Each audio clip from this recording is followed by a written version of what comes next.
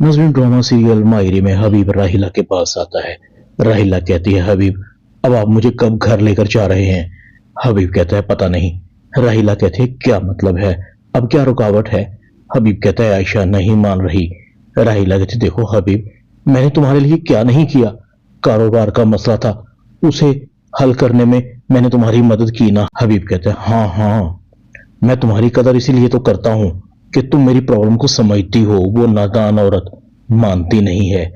मैंने भी आज उसे घर से निकाल दिया है। राहिला कहती है, ठीक किया, बल्कि ऐसी औरत जो सिर्फ और सिर्फ टेंशन ही देती हो उसे तो छोड़ देना चाहिए। बल्कि मैं तो कहती हूँ उसे तलाक दे दो। ऐसे रिश्ते को जिसमें दिल न मिलते हों उन्हें टूटी हुई जूती की तरह घसीटना नहीं चाहिए। हबीब कहता है, वक्त आने पर यह भी हो जाएगा। राहिला अंदर से बहुत खुश हो रही थी। ऐसी औरत का अंजाम ऐसा ही होना चाहिए। कब से मेरे हक पर डाका मारकर बैठी है। दूसरी तरफ आयशा अपनी माँ के पास जाकर रोती है, मेरा घर उजड़ गया अम्मी, हबीब ने मुझे घर से निकाल दिया है। अम्मी मैं बता रही हूँ, इस सारे खेल के पीछे जमशेद की बीवी और इसकी बहन राहिला शामिल है।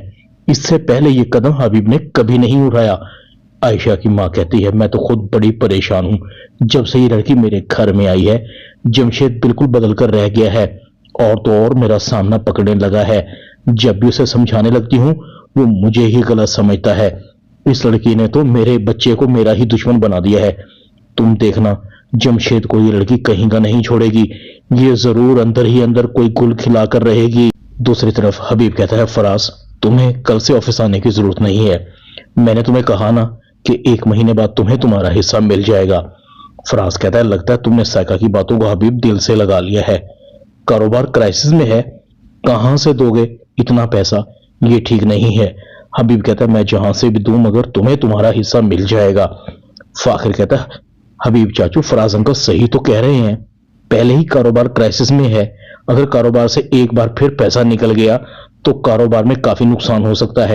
और फराज अंकल को हम बिजनेस से अलग नहीं कर सकते क्योंकि इनको अबू ने खुद रखा था। कुछ भी हो मैं फराज अंकल को यहां से नहीं जाने दूंगा। हबीब गुस्से में आयशा के पास आता है, मैंने सोचा भी नहीं था कि फाखिर मेरे सामने आकर खड़ा हो जाएगा। इसीलिए ये दिन देखने के लिए मैंने उसे अपना दामाद बनाया था। सोचा था कि जब ये दामाद बन जाएगा तो मेरे कंट्रोल में होगा, मेरी बात मानेगा, मगर ये तो मेरी ही मुखालफत करने लगा है। फराज दस्तरखान पर कहता है, अम्मा मैंने और साइका ने फैसला कर लिया है कि हमें फिलहाल हिस्सा नहीं चाहिए। इस तरह तो कारोबार में नुकसान हो जाएगा। और मैं ऑफिस क्यों छोड़ूं? मुझे तो खुद जहीर भाई ने रखा था कि मैं और हबीब मिलकर दफ्तरी मामलात को संभालेंगे। फहमी कहती है, क्या बात है, कभी तुम्हें कारोबार में हिस्सा चाहिए, कभी घर में हिस्सा चाहिए। हबीब जो कह रहा है ठीक कह रहा है। जहीर भाई के जाने के बाद हबीब ही घर का बड़ा है। इस घर के फैसले करने का उन्हें पूरा अख्तियार है। जहीर भाई के जाने के बाद घर बिजनेस पर उनका हक बनता है। साइका कहते, फहमी तुम क्यों जल रही हो? फराज साहब को तो खुद जहीर भाई ने रखा था और ये भी वादा किया था कि जल्द हमें हमारा हिस्सा भी मिल जाएगा। फहमी कहती है, मैं सब जानती हूँ तुम यहाँ किस लालच में पड़ी हुई हो। साइका कहते हैं, ये लालच नहीं, आखिर बिजनेस पर हमारा भी हक है। समीना कहती है, ये बिजनेस सिर्फ और सिर्फ फाखिर का और मेरा है। आप लोगों का हिस्सा सिर्फ घर से बनता है। बिजनेस को जहीर ने दिन रात एक करके खड़ा किया था। तुम बिजनेस की तरफ देखना बंद कर दो। अम्मा कहती है, समीना बिल्कुल ठीक कह रही है, बिजनेस सिर्फ फाखिर का है, इसमें तुम्हारा किसी का लेना देना नहीं है। एक तो मैं तुम तीनों की लड़ाई से तंग आ चुकी हूँ। अपने आप को दुरुस्त कर लो, ऐसा ना हो कि मुझे खुद कहना पड़े कि तुम इस घर से चले जाओ। खुदा का खौफ यतीम भतीजे की तरफ तुम्हारा ख्याल जाता ही नहीं। अपने अपने फायदे के लिए सब कुछ लूटने पर तुले हुए हो। साइका गुस्से से उठकर चली जाती, अम्मी आप तो कभी इंसाफ की बात करेंगी ही नहीं। फराज साइका को कहता है, तुम्हें क्या जरूरत थी बात करने की? मैं कर रहा था ना, खामखा गुस्सा करके सब बना बनाया काम बिगाड़ दिया। देखो मेरी नजर इतने थोड़े से पैसे पर नहीं है, हमें कारोबार में अपना पूरा हिस्सा लेना है, मगर अभी वक्त नहीं आया। तुम देखती जाओ मैं हबीब के साथ करता क्या हूं। हबीब का बच्चा ये अपने आप को समझता क्या है? मुझे दफ्तर से निकालना चाहता है ताकि मैं इस पर नजर ना रखूं। फिलहाल मुझे हबीब की कमजोरी ढूंढनी है, फिर से कारोबार से अलग करना आसान होगा। फाखिर अभी बच्चा है, जज्बाती है, उसे कुछ नहीं पता।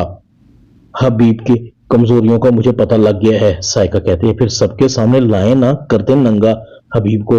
فراز کہتا ہے ابھی حبیب کو ننگا کرنے کا وقت نہیں آیا، کاروبار کو سمجھنے دو، پھر حبیب کو ننگا کرنے میں مزہ آئے گا۔ دوسری طرف اینی اور فاخر اکٹھے ہو جاتے ہیں۔ یہ چاچو نے گھر اور آفس دونوں کا ماحول خراب کر دیا ہے۔ فراز انکل کو نکالنے کے پیچھے ان کی کیا حکمت عملی ہے مجھے سمجھ آ رہی ہے، اس لیے کہ فراز انکل ان کی خامیوں پر نظر رکھتے ہیں۔ فاخر اینی کو کہتا ہے اینی تم کچھ سن رہی ہو؟ اینی کہتی ہے تمہیں صرف دفتر کاروبار کی فکر ہے، کسی اور طرف تو تمہارا دھیان ہی نہیں۔ امی بھی چلی گئی ہیں اب اس گھر سے، دیکھنا اب تم اس گھر میں راحیل آنٹی آ جائیں گی، ماحول بہت خراب ہوگا۔ اینی کہتی ہے مگر فاخر اس سب کے بیچ میں ہم دونوں آپس کے تعلقات کیوں خراب کریں؟ ادھر آمنہ کی ماں اپنے شوہر کو کہتی ہے آمنہ نے کل سے کچھ نہیں کھایا۔ آمنہ کا باپ کہتا ہے وہ کیوں؟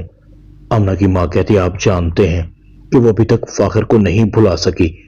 آمنہ کا باپ کہتا ہے آمنہ نہ سمجھ ہے، وہ جوائنٹ فیملی میں سیٹ ہو ہی نہیں سکتی تھی، اور فاخر کا حال تو تم نے اپنی آنکھوں سے دیکھ ہی لیا ہے، اپنے باپ کے مرنے کے بعد وہ کتنا اپ سیٹ ہے۔ اسی چیز کا مجھے ڈر تھا، اسی لیے میں کہتا تھا کہ آمنہ کا فاخر سے دور رہنا ہی اچھا ہے۔ آمنہ کو ہمیں بہت پہلے ہی باہر بھیج دینا چاہیے تھا، یہاں رہے گی تو وہ اس کے بارے میں سوچ سوچ کر اپ سیٹ ہوتی رہے گی۔ آمنہ کی ماں کہتی ہے اب وہ باہر جانے پر بھی راضی نہیں ہے۔ آمنہ کا باپ گہری سوچ میں پڑ جاتا ہے اب کیا کیا جا سکتا ہے۔ اب تو فاخر کی بھی شادی ہو چکی ہے، اسے سمجھانے کی کوشش کرو کہ وہ اور فاخر کبھی ایک نہیں ہو سکتے۔ آمنہ کی ماں لمبی سانس لیتی ہے پتہ نہیں کیا ہوگا اب میری بیٹی کا۔ ادھر عائشہ اینی کو فون کرتی ہے گھر میں کیا صورتحال ہے اینی؟ اینی کہتی ہے امی یہاں پر بھی صورتحال ٹھیک نہیں ہے، کل رات بھی گھر کا ماحول کافی کشیدہ ہو گیا تھا۔ عائشہ کہتی ہے میری بھی بات کسی نے کی؟ اینی کہتی ہے نہیں، کسی کو موقع ہی نہیں ملا۔ عائشہ کہتی ہے اور تمہاری بڑی امی؟ اینی کہتی ہے وہ بھی خاموش ہیں۔ دوسری طرف راحیلہ کہتی ہے اب تو آپ مجھے اپنے گھر لے جائیں نا حبیب، اب تو وہاں عائشہ بھی نہیں ہے۔ پھر آپ نے کیا سوچا عائشہ کو طلاق دینے کا؟ حبیب کہتا ہے عائشہ کو طلاق دینا اتنا آسان نہیں، وہ میری 2 بچیوں کی ماں ہے، بہت گڑبڑ ہو سکتی ہے۔ راحیلہ کہتی ہے اچھا تو پھر ٹھیک ہے، کچھ بھی ہو آج میں وہاں آپ کے ساتھ جا کر رہوں گی۔ جمشید عائشہ کی وجہ سے کافی پریشان ہے۔ عالیہ کہتی ہے جمشید آج آپ مجھے کافی پریشان لگ رہے ہیں۔ جمشید کہتا ہے ہاں یار، عائشہ آپا کی پریشانی مجھ سے دیکھی نہیں جا رہی، کیا کروں، میں تو ان رشتوں میں الجھ کر رہ گیا ہوں، ایک طرف تم، دوسری طرف راحیلہ آپا اور عائشہ آپا ہیں، اور عائشہ آپا مجھے ہی قصوروار ٹھہراتی ہیں، کیا ہوگا یار اب؟ عالیہ خاموش تھی۔ ڈرامہ ماہری میں اتنا ہی۔ چینل کو سبسکرائب کر دیں، ویڈیو کو لائک کر دیں اور بیل آئیکن کے بٹن کو دبا کر آل پر کلک کر دیں تاکہ آپ کو میری نئی آنے والی ویڈیو کا نوٹیفیکیشن فوراً مل سکے۔ اپنا خیال رکھیے گا، اللہ حافظ۔